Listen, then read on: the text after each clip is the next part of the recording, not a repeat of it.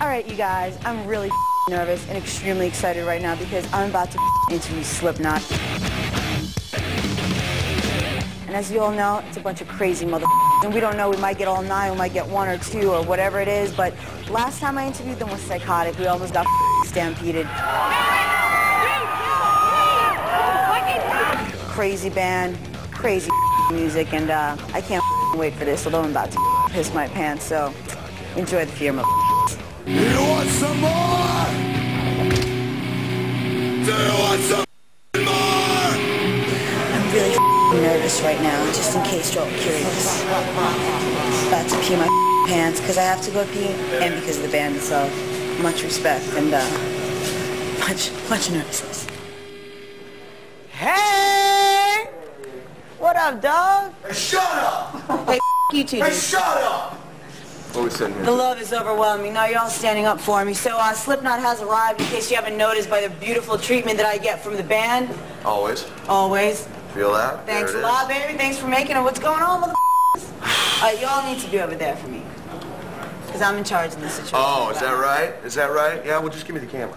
Yeah, shut up. Yeah. We're in charge of this. What's up there? All right, well, let's get right on to this. What the hell's been going on? What's new? You've had a lot of new going on. What can people expect from you now after the last time they saw you in 2001? It's basically kind of back to basics with everything, you know?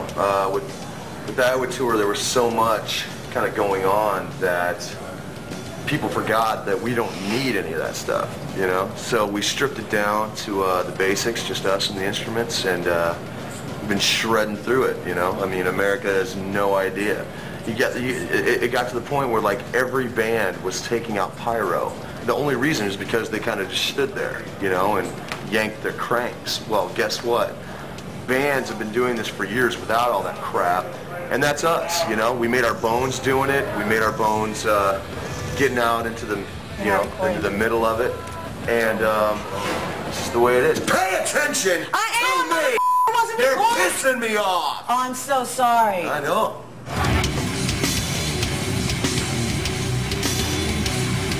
Now, Metallica had to get a shrink to oversee them while they were recording Saint Anger. Did you guys feel at any point that you need some psychological help in order to deal with each other once again after all this Why does time? everybody keep asking us that? Because you're some crazy mother. If a psychologist stepped in and got involved with this band, he'd need one. He'd He'd have to leave. He'd throw his hands up and go, I don't know what the poop is about! Jesus! He said poop. he called the poop. Out of the paper and scan on my team. Trying to commit and what? What's up with the new mask? You got new masks? Are you trying to say something about your identity? What do they mean? And It's what just does a growth change? process, you know. We try and do something different every album, just like when you see someone a couple years later, you know, it's a different perspective on, you know, what our music is. So each mask pretty much reflects who you are. It's just a way for us to, you know, physically be the music, you know? I mean, it's so ugly and beautiful that it's just, why not, you know? I think more bands should do it, and that they don't is stupid.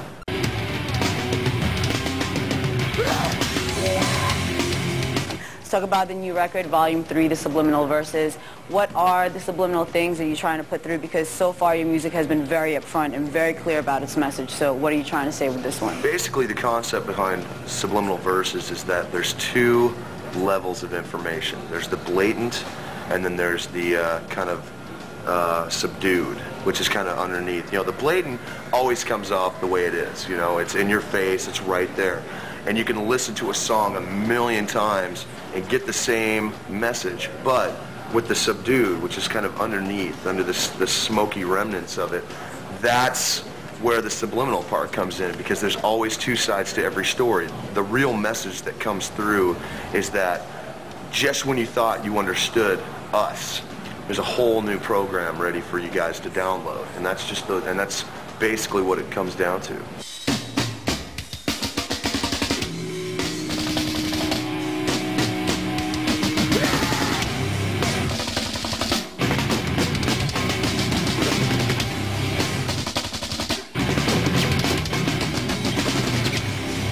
Now, I know you guys were holed up in Rick Rubin's house for the recording. What was it like being stuck at somebody else's house, especially his?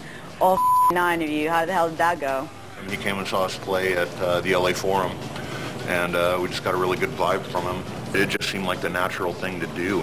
At first, it was kind of weird because we had all been off kind of doing our own separate things for a while. Right. But it is exactly what we needed to come together as a band so that we could open up this new level of communication that we had. I mean, it's kind of like, you know, if you separate from a girlfriend for a while and then you come back to her and you realize, Sex is better. Yeah, what it is about her that you missed, you know, and things like that, and it really opened our eyes to that. We had like so much more freedom on this album to like experiment with different, you know, amplifiers, different layering, different guitars, I mean, it was just amazing.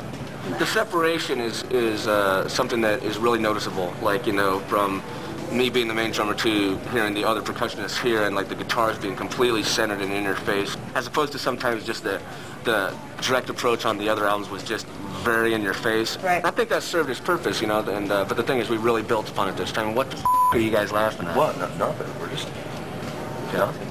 Just making sure. It's all good. Nice banana you got there in your crotch. You need me to peel, notice that? you need me to peel that for you. Come on, come here. No. The damaged one, all my life Let's talk about your single Duality and the fact that some totally psychotic family actually let you go in their house and play there, which you completely bashed, besides the point that you invited a bunch of fans. What was that like for you? What's the song about? And how much fun did you have trashing somebody else's house? It was awesome. It wasn't our house. At first they were like, we're going to do it in one of your guys' house. And we're like, no, screw that. Just the fact that we put the call out and within like literally minutes, I mean, people were responding, people were calling up.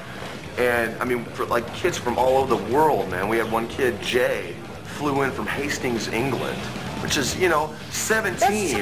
He's like, I'm getting on a plane and I'm going somewhere I've never been. It was just insane. Flew out. Everybody had a great time. We just destroyed this house, man. And like, there's a laundry list that I don't even know where the end of it is. I mean, there was water damage, broken glass. Somebody ripped the basketball hoop off the damn pole. I didn't even know there was a basketball hoop there. See, metalheads like sports. Yeah, right. Only Frisbee. The producer chick was freaking out. She like comes out there with a bullhorn. Stop it now! Stop it! Yeah, there was definitely sand in her vagina. Is there sand in your vagina? Absolutely not. Yeah, there is. No. You seem like somebody who's got some sand in their vagina. Only when I on the beach, because you know it gets in everywhere. Yeah? I do live by the beach. Yeah? It happens. All right, mother. I'm still here with Slipknot, and here goes.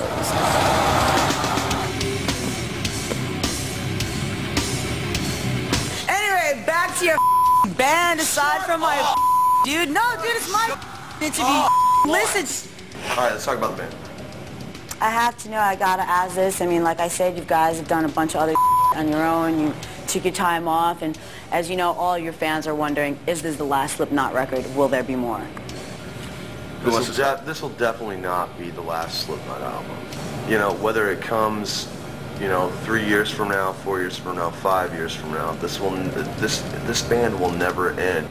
Even if we broke up, this band would still keep going on. This thing has become bigger than us. It's about what we've done. It's about what we're leaving behind. It's about force, man. Exactly. I mean, this band will continue to go and continue to show the world that there's no need for bull in this industry. There's no need for any of that. If you want to do something, go out and do it. If you don't want to do something, sit on the sidelines and suck ass. This band will continue to just do this the way we've always done it. And that's it, you know. Will this be the last album? Yeah, for a little bit. You know, obviously, we're gonna, you know, we'll go and do our respective things. Chris has got his thing. Will we get back together? Probably. No promises, though. You know, the less we make predictions in the future, the less we look like hypocrites in retrospect. And that's just, it's just that simple. Yeah, thank you for answering that. I really want to thank you for coming here and talking to me, even though you treat me like but I kind of like it. I kind of like it. Kind of like it, man. Talk to you, Bubbles. Very nice. Bubbles, thanks. All right, you guys, so that was the interview, and as you all know, it was really nervous and really anxious and really excited to talk to these guys again. And it was all that I expected and more. I was not surprised at Corey attacking me because every time we meet, that seems to be the story. But much love to you, dude. I know you love me on the inside. It's all good. And thank you for the other guys keeping it going. Joey, you're the man. And just really appreciated the sincerity and for them to come out here and talk to me and make it badass.